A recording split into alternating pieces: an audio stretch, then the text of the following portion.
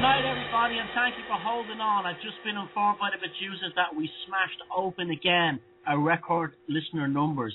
The show, The Velocity of Now, is absolutely exploding, both in live listenership and downloads. It's incredible, as fucking awesome, as Steve said. Thank you, everybody.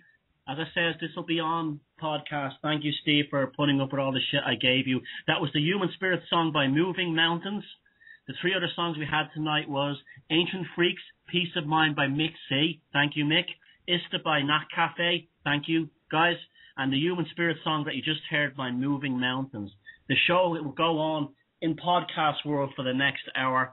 And there's a phone number I'm giving here, 347-996-5515. I haven't got a fucking clue what that means. Is that a call-in number, Steve? Or is that what that is? Yeah, if people call in, they can keep listening live to the show to the next hour. If they call that number, they can hear the show live. Did you hear that? If you call the number 347-996-5515, you can still listen. 347-996-5515. Are we still live? No. Fuck it. Anyway.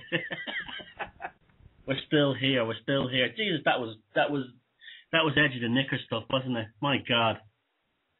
Anyway, we're back into the forbidden zone, really. We're back into the podcast part of the show, and so none of you will miss anything. And we had a kind of an interesting first hour there, and this is going to be.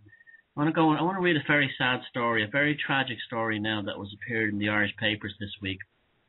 But this is from the Irish Independent, and this story. Any of you who worry about the shit that they're feeding us, and they are feeding us shit, and any of you who have friends or family members who are buying their kids all this stuff, or indeed if you have a friend like a student or something who's eating all this junk food crap, and the only thing wrong with the term junk food, as someone says, is that it actually has the term food in it.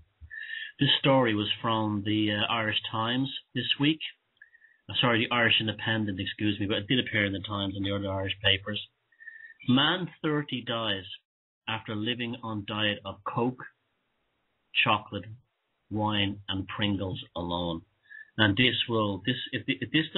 story doesn't make you change your diet, nothing will. This is on the 9th of October 2013. A man who lived on Pringles, chocolate, wine and Coca-Cola died after his internal organs wasted away as a result of his poor diet, an inquest heard. Fionn Clark, 30, was found dead at his apartment in Menville Way in Finglas, Dublin 11 on September 11th last year. He'd been dead for at least a week. Dublin Coroner's Court heard that he suffered from depression and alcoholism and was near a recluse who had largely cut himself off from his family. Well, I can guarantee I bet the diet had a lot to do with that. His father, Michael Clark, said that he would call to Finn's apartment every 3 or 4 weeks, bringing him sweets and Coke because he would not eat anything else. There was no electricity or heat in the apartment, and whenever he would clean it, Fionn would allow it to get dirty again, said Mr. Clark. His son worked at the Revenue Commissioners, who walked out of his job after he was living off his savings and these had run out, he added. Now, this was a person who had a government civil service job. If he was working at the Revenue Commissioners, it was probably, a good job. And I don't know, maybe the toxic nature of working for government departments did this to him, but he walked out of his job in any case and lived off his savings until he had no electricity or heat in his apartment. Mr. Clark said that Finn would make sure he was not in the apartment when he called, and he had not seen him since Christmas. That's very sad. He let himself into the apartment on September 11th and discovered his own son. Lying naked on the couch. He could tell straight away he was dead, he said. He told the coroners that every time the family attempted to help Finn, they met a dead end. The court heard that he was not an anorexic and had repeatedly said he did not want to live, but he wanted to die by suicide. At one stage, he was involuntarily admitted into a psychiatric hospital. However, he was released when an independent consultant said that they could not find any overt features of psychosis or depression that would make him detainable under the Irish Mental Health Act. Garda Sean Kelly said that when the Garda went into the apartment, they were met with an overpowering stench and overwhelmed by the amount of rubbish in the living room.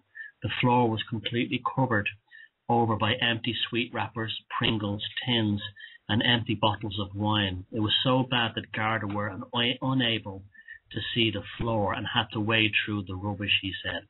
The pathologist who carried out the post-mortem, Dr. Eamon Lean, was unable to identify a cause of death, but found that the dead man's internal organs had atrophied as a result of his poor diet, especially the heart. He weighed 8.5 stone, and when he was found, the Garda noted that he was visibly malnourished. So this is the thing today. People are malnourished, but they're eating junk food because there's no nourishment and there's no nutrition in it. That's why so many very heavily overweight people are eating all the time, because they're starving. They're eating foods that give them no nutrition. Coroner Dr. Brian Farrell said it was a case of self-neglect for pathological reasons. Isn't it amazing, though, that no one actually puts the finger on all these junk food manufacturers or Coca-Cola? Isn't that amazing? It's like, you know, in every other aspect of our lives, they want to regulate us. Seatbelts, smoke alarms in your house so you want insurance. Every other aspect of our lives. But in terms of Coke and Pringles selling us their shite, oh, it's a free-for-all. Go have a party. Kill yourself. A case of self-neglect for psychological reasons, where the dead man had gotten into a lifestyle of not looking after himself and that's because he wasn't getting any nutrition and building any, neural pathways in his brain or cerebral matter, and had a lack of motivation to live towards the end of a life. Finn's death was a profound tragedy, he said, returning a narrative verdict outlining the facts. I mean, that doesn't tell you how dangerous this shit is. I don't think nothing will. It's, Pringles. Have you ever read about Pringles? Pringles are some kind of scam to avoid getting around paying an agricultural subsidy or something. That's originally what they were designed for. Apparently, potato chips are subject to some kind of levy or there's something going they have to pay because they're an agricultural product. Pringles, in order to get around that, there's so little potato in it. It's mostly flour and mashed rice. It's mostly flour and mashed rice that's then laid out on a sheet, and then it's punched with a food puncher, and then it's baked. And then they try to make out that it's baked food. The binder is actually almost like a plastic. It's very similar to the stuff that's in acrylic paint, and it destroys your rectum because you cannot have solid bowel movements when you eat these Pringles, because the grease, when Pringles first came out, I can remember the selling point was they didn't have grease on them. They weren't greasy. No, but that's because that was like, as grease and fat was a bad thing. It came out in the 1980s thing that all fats, especially saturated fats, would kill you. So you had to have everything low fat, no fat, zero fat, and worst of all those, the trans fats. But anyway, Pringles is basically not food in any level. But apparently, and don't quote me on this, but if you look it up, the reason why they invented in the first place was to get over a levy imposed upon potatoes because they weren't potato chips or crisps. So they created this shite that comes in a tube that was sold successfully to me. You can't even go into a pub now and get ordinary crisps, and a lot of them anymore. They have Pringles. You get on a plane, like a Ryanair or any of these airlines, they don't even have, it's very hard to get decent crisps now. They have Pringles, and I will not touch Pringles. The product has been so successfully foisted upon us, and they don't even taste that good. You ever notice that? Pringles are one of those kinds of things, when I had eaten them back in the day, it was almost like an obsessive compulsive disorder. When you would eat them, you didn't need them. When you eat like a really well-made potato chip, and I remember when I was a kid, they were cooked in lard. And they were like actual chips that you would eat. They were very nutritious when you think about that. And they were just lovely. The taste that got you. And also the better sort of like gourmet chips they sell, they do have those flavors as well. But Pringles is more like obsessive compulsive disorder.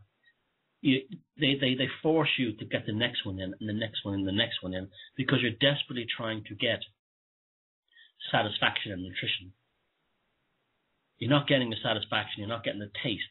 So a person can go through a complete tube of these Pringles. I don't know how many's in them, hundreds probably, a couple of hundred, maybe 100, and just wolf them all down and have not got the same satisfaction of eating a potato chip. So, you know, what annoys me about this story is that it's not death by Pringles. It's not death by Coca-Cola. It's not death by chocolate. They specifically mention the alcoholism, but they don't mention the addiction to junk food and crap and low-fat shite and all this stuff. Actually, the chocolate was probably the best thing. The chocolate, ironically, the chocolate and the wine was the only thing in there that was probably good. But so no one actually says death. Well, it depends on what the chocolate it was. It was Cadbury's. Cadbury's has gone to shite now. But it was, it probably was the cheap. It sounds like by sweet wrappers, they were probably the cheapest chocolates you could buy, considering he was broke. So, you know, it wasn't death by Coke, wine, chocolate, and Pringles. It was really death by Pringles and Coke. It just tells you, you know, get on with your diet. And that was Eight Wave Sun there. A great track, that. All the tracks on the show, I think, are great. I'm just amazed by the level of music you send in to me, and keep it coming, because the show is getting great listenership, and it's a phenomenal opportunity for me to share your music with the world. Now, you know, we're running a bit of a strange show tonight because those technical issues chopped up most of the first part of the show, but we'll get all this eventually in the end. For the last half an hour or so of the show, I'd like to bring on a few people, and we'll have a bit of a chat live on air. And if anyone calls in, I'm not sure to call the number, but there's a number you can call in if you want. Steve will give it to me in a minute, that you can call in. But you can't anyway because it's not live, so I don't listen to me on top of the shite again. I'm out of sorts here, okay? Now, I want to talk about hypnotism, okay? Now, we live in an age when lots of people, they have this idea of, we're very interested in, especially in the scene of altered states of consciousness, expanding consciousness, moving out of consciousness. And a lot of, within this sort of like alternative research, alternative movement, whatever you want to call it, there's a lot of people seem to think that hypnosis or hypnotherapy is a form of this. It's not. Hypnosis is not an altered state of consciousness. Hypnosis is not a way to achieve enlightenment. And hypnosis is a very, very, very dangerous road to go down to. If a guru or a teacher or an otherwise uses it to make you believe that you're experiencing something. Hypnosis has been shown to be nothing more than a kind of a trance state which puts you in an extreme state of servitude to an authority figure. That's all hypnosis is. It's your absolute and total submission to the hypnotist. You are a slave. You are a cognitive consciousness slave. And anything the hypnotist wants to say to you, or tell you, or command you to do, you will do it. And now, of course, in some cases it could be good, but also things like, for getting people to quit addictions, it has been shown to work. But it is not an altered state of consciousness. It is not an insight, and it is not a way of expanding your mind. This is why hypnosis works best and works better on highly educated people, ironically, than it does on people who are less formally educated. Because by the time you've got to your advanced college degree or got your PhD, you're more or less a complete and total robot on many levels. Because all you've done to get your PhD, to get your master's degree, is submit your will over to the educational structure. You are no longer a free-thinking person on many levels. And by the time you've got that advanced degree in your mid-20s, it can be very difficult to get back into a world where you can be free-thinking and be able to function without rules and regulations and structures. And this is precisely what the Prussian education ministry back in the early 1800s designed it for, mid-1800s, sorry. And that's why they hammered the French in the Franco-Prussian War in the 1870s because they didn't have to give the Prussian troops basic training. They were basically militarized when they left primary school. And the system worked so well that the Prussians, all the other European empires, the French military described the Prussian troops as being like robots. They didn't use the words robot, they said automatons. They questioned nothing. There was extreme discipline, extreme adherence to the orders given to them, even walking into their own deaths, where the French soldiers would say, well, screw this. I'm not doing this. I'm not fighting this way and this kind of thing. It's dangerous. And this was always a problem militaries had, and the Prussians cracked it through public education. And this is because it's a form of hypnosis. And there's a film on YouTube called Captured Minds, and it demonstrates that hypnosis works fantastic in the university structure. It's incredible, really, and but it's not an altered state of consciousness. It's distorting the will and the focus and the mind and the cognition of the person who's under hypnosis. And there's one scene where they're in a university college, and this professor gives a demonstration, puts a student under hypnosis, and he doesn't know that there's other people in the classroom, even though the classroom is full of students. He doesn't know anyone else is there. He doesn't see them. Now just let that sink in for a second. If a hypnotist can get a student to believe there's no one in that classroom, this has nothing to do with quantum physics, by the way. Well, it does on a level, but it doesn't really, because there's no sort of like subjective and objective view here. It's completely objective, prompted by a third party. So it's not an expansion in consciousness. It's a fooling of the consciousness. And this makes hypnotists and hypnotherapists very powerful people. And when you have these kind of these people who use hypnosis in a kind of a pseudo-religious or a supernatural or a sect kind of sense, the damage that they can do is shocking. They can turn people into murderous automatons in the name of the sect, in the name of the religion, in the name of the cause, through hypnosis. And the hatreds of the hypnotist can be imparted, as we've seen through things like MKUltra and so on, into the person being hypnotized. But it didn't only happen, in MKUltra. It's been going on forever. It's been going on forever. There's a kind of a stealth hypnosis through propaganda. That's very interesting. Following the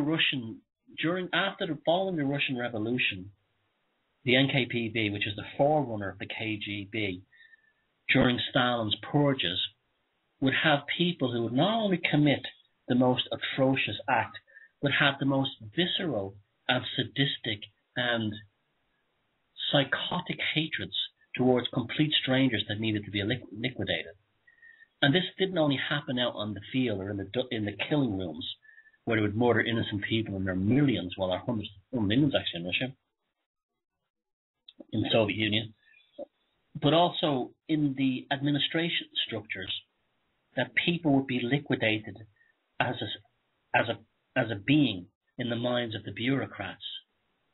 They would when the Soviet Union fell and they opened up the files of the NKPD from those days, they found hundreds of thousands of photographs of ordinary Russians, Ukrainians, other people in that part of the world who were liquidated during the Stalinist purges.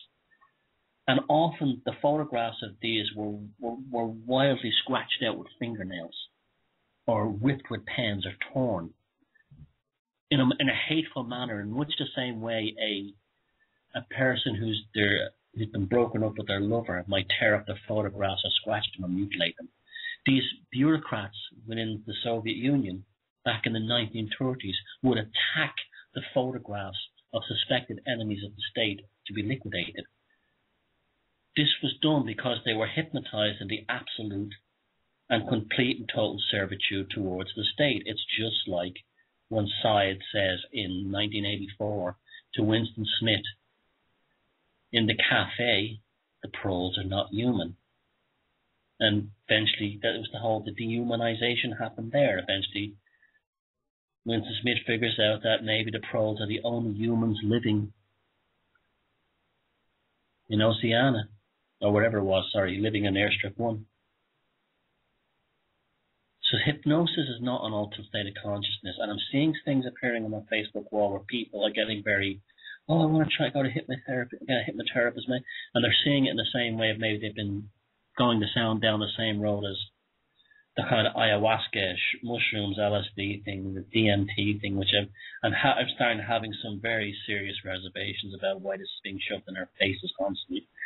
So I'm not saying there's anything wrong with it or shouldn't be done. I'm just saying when I think back to the 1960s and how the CIA flooded university campuses and flooded the peace movement with LSD, they'd ordered in vast numbers from a lab in Switzerland, and it basically wiped out the anti-Vietnam War movement in the United States. It wiped out the Black Panther movement, and it reduced the hippies to flower people who achieved nothing. And the next thing you know, the same control system had taken absolute and complete power over them once again. And the energy, the aggression, the tension that was needed there to actually take down the U.S. government, or at least change it, or at least get them enough protests to get them to end the Vietnam War, had been nullified. It had been liquidated. And so I think this is why I'm a bit suspicious of that. So I would urge people to have caution about this whole thing of being hypnotized, especially when it has to do with anything sort of otherworldly, mystical, esoteric, consciousness expanding. Bud Hopkins wrote a series of books back in the 1980s about alien abduction, and these books they sold in vast numbers. I even read a few of them myself. Bud Hopkins was a New York artist who started using hypnotism to, in a kind of a past life regression sense, talk to these people about alien abduction experiences. And he came up with this idea, which became very mainstream within this kind of scene back then, that the aliens were abducting humans and removing sperm and eggs and DNA from them in order to create a human-alien hybrid. And very much Bud Hopkins was on the forefront of this. But one thing that's not very well reported is that towards the end of Bud Hopkins' life, he had basically disowned all his work, because he was, during the last years of his life, when people went to visit him, he was a very disheveled and broken man. And this may be interesting on other levels, but he began to believe, according to people who've met him, that he put these suggestions into the people's heads about UFOs abducting them and alien technology and aliens working with the US government and aliens playing around with human flesh and DNA and sperm and eggs in order to create a hybrid, that he felt that it had been prompted by another force that got into his head. And this may make you wonder if that was some kind of US psyop weapon, CIA, that got into Bud Hopkins' head and had him prompt his subjects. Or we'll never know, maybe some of these people who were doing these alien abduction regression therapies were actually CIA themselves, and it was just another clever form of MK Ultra. And it ties in today with this whole thing of disclosure, that we don't have to actually worry. We don't actually have to worry about making the world a better place. We don't actually have to take our consciousness and put it into action, into intention, and actually doing things that the aliens, just like Christ was going to come back in the second coming, that the aliens, through disclosure, all disclosure is the second coming of Christianity in a different way, the rapture, or that's all that is. The return to Messiah. It's just been changed. The terminology has been changed to have you wait for disclosure instead of waiting for the second coming of Jesus. It's the same thing. They're using the same control system, so people don't actually have to look further down the road the next week and say, what will my grandchildren or what will these people in this town experience? And that way you don't notice the transhumanism, you don't notice the unfolding agenda, you don't notice the tiptoe fascism. You put all your hopes in a spaceship landing on the White House lawn one day, an alien coming out and saying, we are here now, you're finally ready human beings for us. And Bud Hopkins by all accounts, was ravaged with guilt for what he did. And the whole alien abduction thing was either fantasy in his mind, or I actually believe he may have been hypnotized along with the other, or controlled, or programmed, or mind controlled, along with these other alien abduction folks to create a false notion of aliens building alien human hybrids. It may have been something to do with predictive programming regarding transhumanism. That's how much I distrust the bastards and the psychopaths who run this world, because they are, as we can see by the creation of the Roman version of Jesus and how other myths were incorporated into that, how these psychopaths think. They almost make fun of us. It's so silly, but yet people believe it because they have conditioned people to wait for a savior, a John Wayne on a cloud riding in and saving the human race at the last moment. And that's all this disclosure stuff is, and that's all this hypnotism stuff is. So please be very wary of these new age groups that practice hypnotism and hypnotherapy. All they're going to do is mind control you and fill you full of promise. And hypnotism does not unleash ancient memories or anything like that. Although there could be something to it in terms of cellular memory, but it doesn't give you messages about your life from another planet in a different galaxy or alien communications, because they'll be totally and completely 100% the prompts that were given to you by the hypnotist. Now, we've got a half an hour left on the show, and I would like to, because it's a bit funny tonight, but it's also been kind of interesting as well, I'd like to ask some of the Type 1 crew to come on, and maybe some other special guests to come in, and we'll have a bit of chat, and we'll have a little open final half hour in. Is there anybody there who wants to talk to me? Hi, Thomas. Is that Ryan? It is. Ryan. Hey, and that's Fi Chick. Hi, Tom. Ryan Gilmore, Fi Chick. Anyone else? Steve there? I'm here, mate. So there's four of us tonight. So how do you think I managed with the breakdown? Is that okay in the end? That was very good, yeah.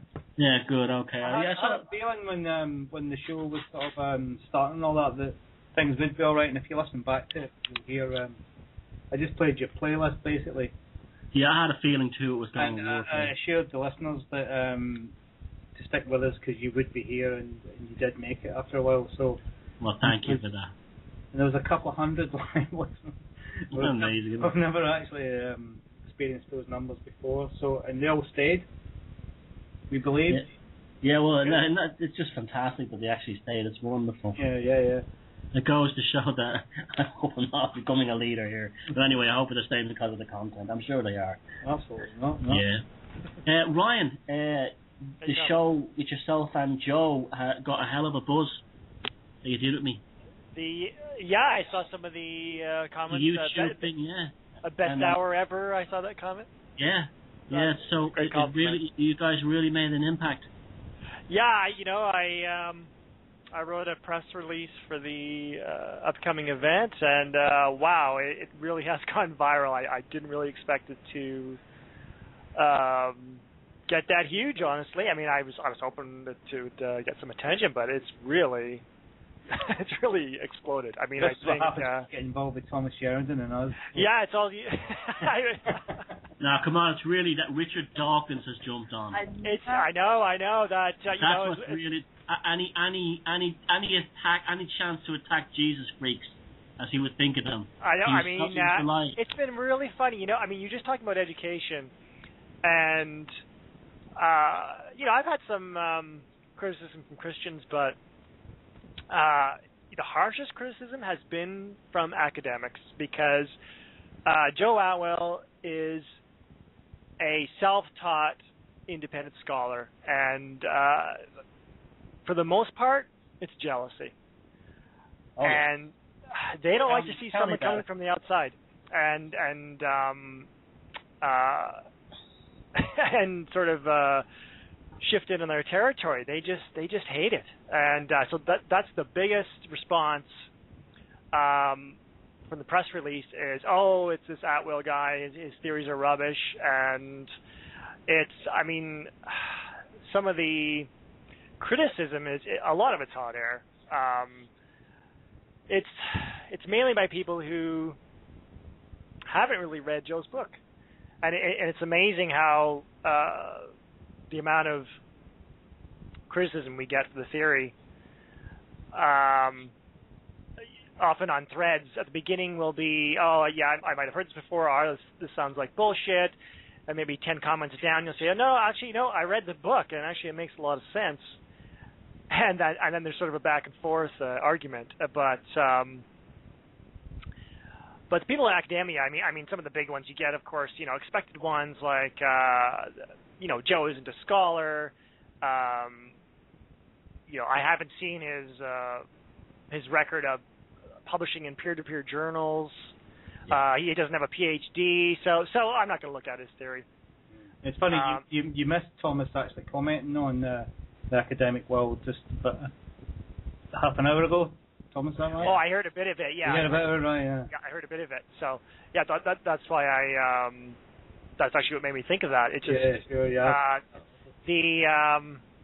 I have respect for people who do, really dedicate their time to learning something like an ancient language or a couple ancient languages and studying biblical texts. And I mean, yeah, it's a huge commitment. But you know what? The thing that really irks me is the assumption that because Joe's selling books or because I'm selling tickets, that it's automatically suspect. The theory must be wrong. It's just a money-making scheme. Now, do these people in academia do they not get salaries? Do they tell their students, because I want you to trust my work, you don't have to pay tuition. I'm going to do this for free. Yep. Try being an artist. You're expected to work free forever.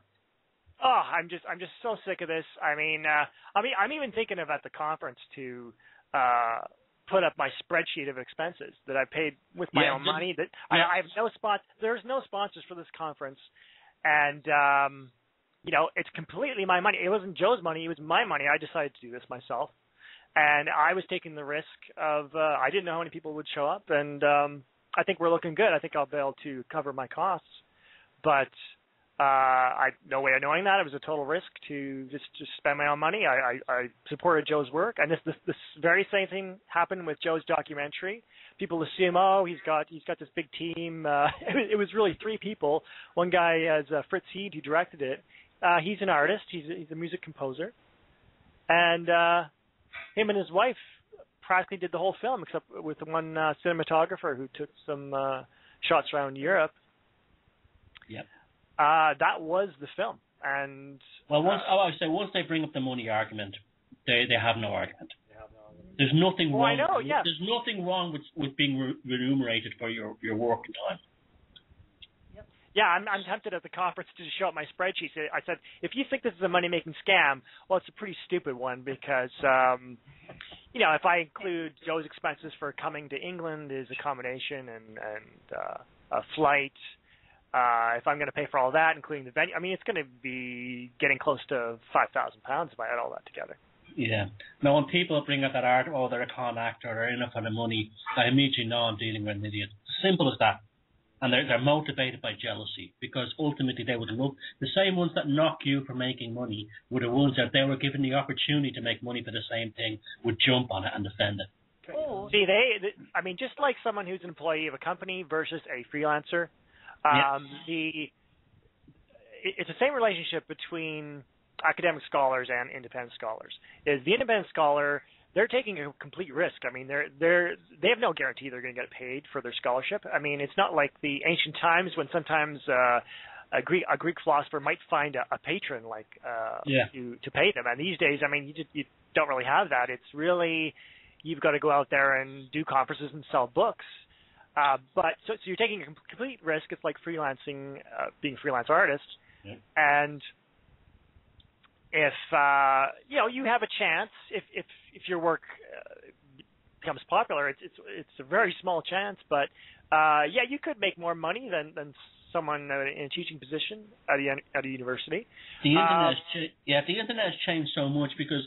So I don't mean to cut you off then, but you just remind me of something there. Yep. I was looking at a copy of Hubert Selby Jr.'s last night in the Brooklyn from the 60s, and prior to literacy, it was only the state-sanctioned sort of, writers were allowed to write books and tell stories.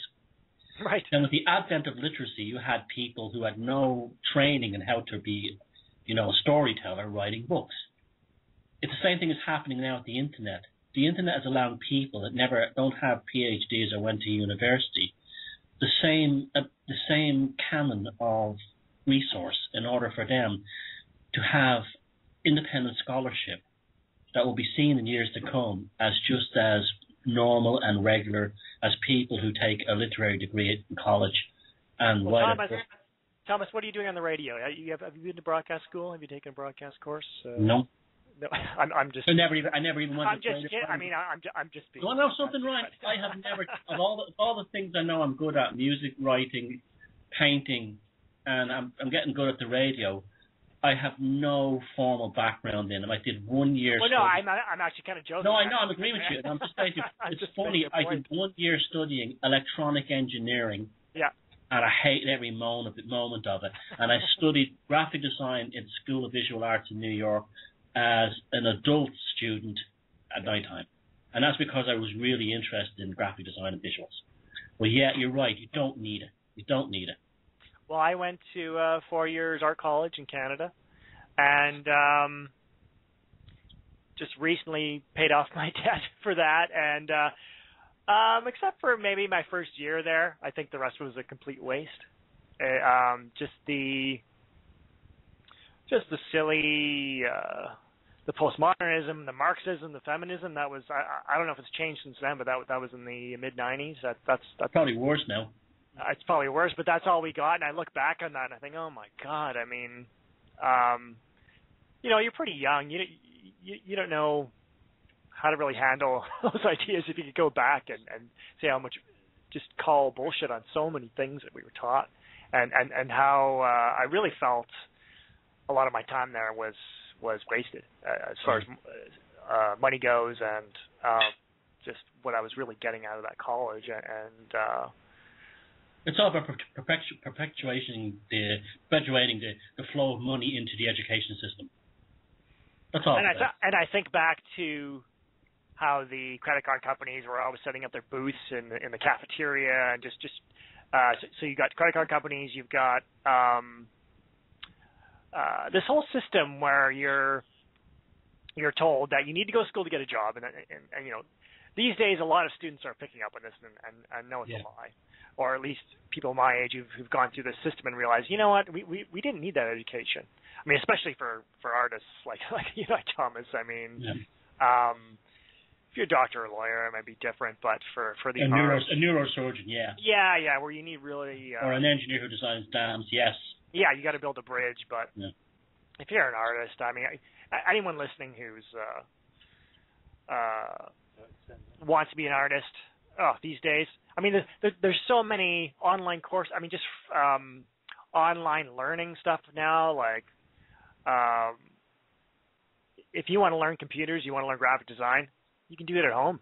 I mean, you can pick up the computer skills at home, and if you got the talent, I mean, why do you need a school? I certainly did that. Yeah, there's just no reason. And you're more likely to be hired by. There's numerous opportunities now for video game designers that they're begging for people with that kind of talent, and they're more likely to hire someone who just taught through a computer at home. You're wasting your time and your money. And your life. And your life, yeah. I'm serious. I mean, I kind of regret. I mean, when I was in the middle of school, being at a young age, I really didn't know what to do myself. I wish I had the vision or ambition to get out of school at that time, but I remember just thought, well, I'm here. I guess I'll finish my 4 years, and but after that first year, I wasn't too happy in school, and I just felt by the end of it that desire to make art that I had since childhood, I almost feel was beaten out of me, and sort of mentally in art college. Just how. And this was a postmodern thing that was kind of depressing. There's nothing new anymore. That was a big meme that was in college. Was everything's appropriation now. We just make ready-mades, and that's mind control. That's I think it is. I think you're right. I mean, the stuff you've done, Thomas. You did that blog post a while back where you did a visit to the Tate Modern. You came out of there saying, a lot of this is, a lot of this isn't really art. It's conceptual propaganda. It's not doing the job art is supposed to do in society. Yeah, and I'll always remember that trip to the Tate Modern. I expected it to be bad, but it was even worse than I expected. But I was struggling with some of these like busloads of Italian and Spanish tourists, and they're just walking around not looking at anything. They're just in the Tate Modern, doing the Tate Modern thing, but they're not inspired. And meanwhile, the Tate Britain across the river down upstream is empty, and it's filled with Turners and everything. Yeah. Exactly, things of true beauty. True beauty, true inspiration. I mean, I'm not putting down every single piece of work in the Tate, but I mean, a lot of contemporary art is just it's just bullshit. Certainly, the stuff that seems to be getting commissioned and given the government grants was certainly for black reasons. To put people in looking at the feet. Well, I think you're onto something, Thomas, about the statues being. And connected with advertising and I know that for a fact. And how that's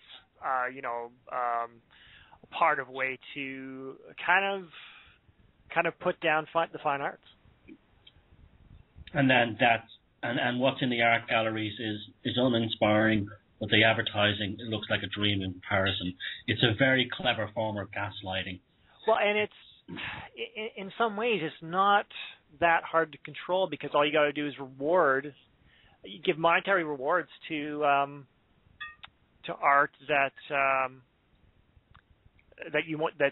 the oligarchs want to promote, and so that kind of conspiracy is not hard to pull off because especially if a lot of artists like I did coming out of our college and you're completely in debt and broke, and if I wanted to pursue the fine arts in Canada, what you're taught in college at least is, well, I guess you kind of got to go on the government grant system. Same in Ireland, that's how it is in Ireland too. Same in there in Ireland, yeah. So that's kind of why I went into commercial art because it's like I kind of didn't feel comfortable with that.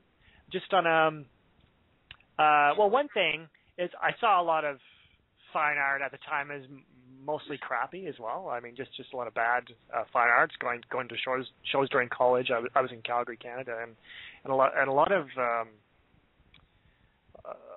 of contemporary fine art work. Just I didn't think it was very good, and I was kind of it's what you're saying about the in graphic design.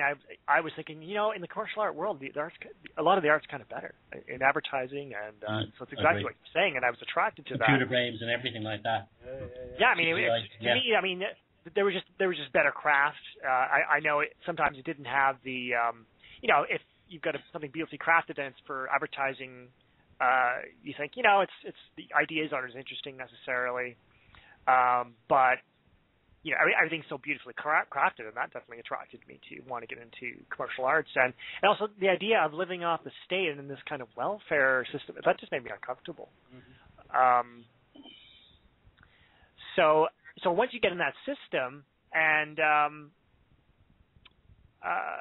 if you want to get certain grants, you got to play that grant game where and you have to have the education, you have to have the degree. You have to have the degree, and you have to do work of a certain type. Like you can, just like some scientists have said about climate science, in how well, if I could take my study and put the global warming spin on that, I might get some research money for this. And the fine artists I'm sure they're doing the same sort of thing. If I do a project and if I do submit my proposal that says this or this, I could probably get a grant. And you can see how that people that have their fingers on the purse string, that they could totally steer the fine art of the country in a certain direction because of that whole system. A while back I was reading into the sort of Rockefeller and Carnegie connection into the medical system in North America, and it reminds me of a very similar thing, how they didn't really have to go out I mean, the consequence of what they did, they had this guy, this young guy, Flexner, and he did this thing that was later called the Flexner Report, where he went to all the medical education in North America and collected this report. I think this was early in the 20th century sometime. And I think it was connected to the Carnegie Foundation. And so he collected this report, and it basically led to recommendations in funding for medical education. And all the money basically went to allopathic medicine, which the Rockefellers were getting into pharmaceutical drugs at that time. And, so very difficult to separate them. It was really just, they just kind of didn't give money to chiropractors, naturopaths, that part of medicine. They just didn't give them money, and they sort of marginalized them. But it didn't take a super aggressive campaign at first to change medicine that way. All they had to do was there's loads of cash for people who want to get into allopathic medicine. So, a lot of medical students trying to decide what to study, they were like, well, actually, they're giving away a lot of money for that right now, so I'm going to get into that field. Yeah, money talks, yeah. It really does, and eventually, then the naturopathic medicine was ridiculed, and it's only just now, because of the internet, really, that taking back off, yeah. It's coming back. It's coming back as people are just seeing. I mean, 1 in 4 people get cancer in this day and age, and it wasn't that way 100 years ago. 100 years ago, it was like infectious diseases like tuberculosis that were high death rates, and now that's almost non-existent. But you've got the cancer. 1 in 4 people getting cancer. Maybe half of people who get cancer, half the death rates is cancer, but a quarter of the people get it sometime in their life these days. And that's what happened over the last 100 years, and so that is pushing people towards naturopathic medicine, because they're just saying, well, you know what, a lot of the treatments are killing people. It's people are picking up on this, that how toxic these treatments are, and that things like chemotherapy literally started from mustard gas, from studying the effects of mustard gas. I can't remember the details now. What's that? On cells. Mustard gas upon human cells, I think it was. Exactly, and they realized, maybe this could be used for cancer. So, I mean, the genesis of... They could localize it to diseases, yeah. Yeah, but the genesis was as chemical warfare. Yep. With human chemical warfare. They said, maybe we can do chemical warfare and apply this to cancer, and they've tweaked the different formulas for chemotherapies over the years, but... Just like Agent Orange became DDT. Yeah, it's still the same life-destroying chemicals. Yeah, just give it a different name and use it as if they try to specifically target a so-called pest or whatever. And I'm not saying in certain cancers, and if it's a last resort, yeah, it can be life-saving, but the majority of the time it isn't. It's really that should not be the first thing you're going. If you look at the success rate of chemotherapy, it's very, very successful in treating young guys who would have a good immune system anyway with testicular cancer. And those numbers are used to sort of pad up those percentage rates. It's something like 80 or 90% of testicular cancer. That's used to pad up chemo survival rates all across the board. So it makes it artificially, by an enormous margin, inflates the so-called success of chemotherapy. Also success rates are judged by 5-year mark.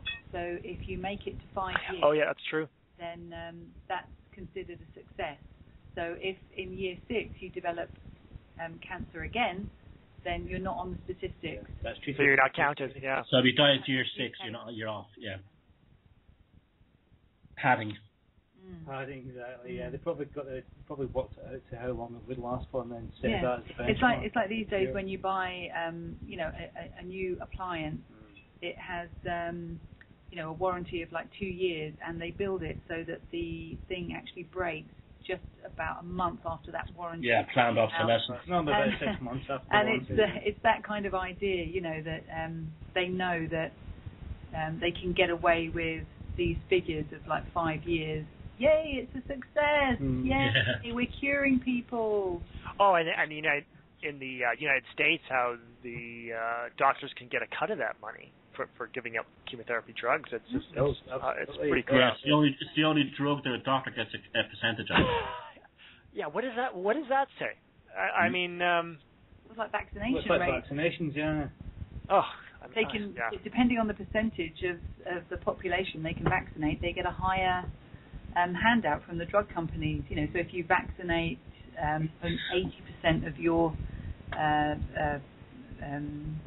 patients, then you'll get £15,000. If you can vaccinate 90%, you'll get £30,000. If you can vaccinate 95%, and it goes up incrementally. Wow. It just shows you that these handouts are bribery. It's a kind of bribery, even though people don't think of it as bribery. It's like, well, okay, well, there's a monetary incentive to do this or that, and we got to be very suspicious of this because it's a very powerful way to control society to just say, well, we'll just put more money towards this, and it can completely change human activity in society. Yeah. A great example of padding. Activity. Yeah, a great example of padding I heard in a different field, but it just goes to show you. Rupert Sheldrake talks about this. In the 1930s, the speed of light actually dropped by a significant amount all over the world. Machines that measured the speed of light all over the world registered a significant drop in the speed of light. And that just showed it was not a universal constant. It was basically, and then it came back up again to where it was in the 40s. It was called the greatest secret in astrophysics, until a committee of astrophysicists and cosmologists and physicists met, I think it was in Zurich at a conference, to create a new book of universal standards. Absolutes. They do not change. And they came up with the fixed speed of light, and they said the excuse for what, and they said the same thing, it's a universal constant, the speed of light never changes, but to explain, to pad the discrepancy where the speed of light dropped all over the world in the 1930s, they said that the meter had changed. They just measured the speed of light over a meter.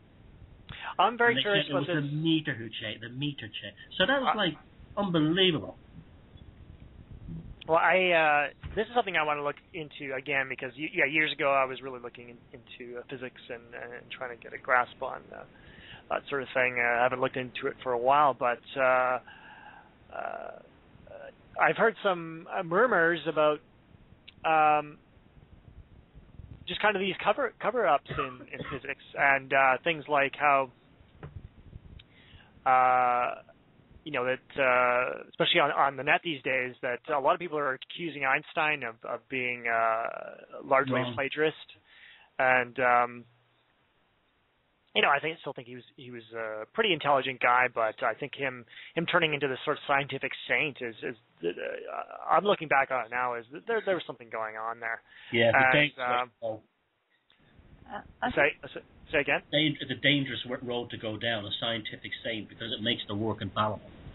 Well, exactly, and so I'm thinking that just how we've got a ruling class that for millennia they like to keep knowledge to themselves, and who knows, maybe by keeping the speed of light constant, maybe this isn't true. They are somehow suppressing certain equations, certain facts in physics that they want to control. So they want to muddy the waters, and they want to say a knock-on effect. Yeah. So you want to make Einstein a saint, so that anything he said is absolute, and want to sort of keep you from looking down certain avenues that that maybe could lead to free energy or other kinds of technologies. Yeah, Tesla-type technologies. I don't know, but there's something very funny about that period of history that I want to spend more time trying to understand what happened. When all the foundations were all created to actually. In the 20s and 30s of quantum physics, and just how there was a lot of nonsense about quantum physics coming out that I mean, just like Joe Atwell and I were talking about on your show, how we think Christianity was designed to frustrate human reason or reasoning ability, because it just tries to get you accept. Well, just like in 1984, the doublethink, where you're put in these double binds because you have to try and hold the contradiction in your head, and that's in 1984. That's the perfect state they want to get kind of the sort of slave class into, is to hold two contradictory ideas in your head, and you have no cognitive dissonance. You're totally comfortable with that. Yeah. And so basically, you can't really think anymore if that happens. No. And so I'm wondering a lot of the contradictions in quantum physics, how it got sort of taught as it's almost like a kind of magic. And good night.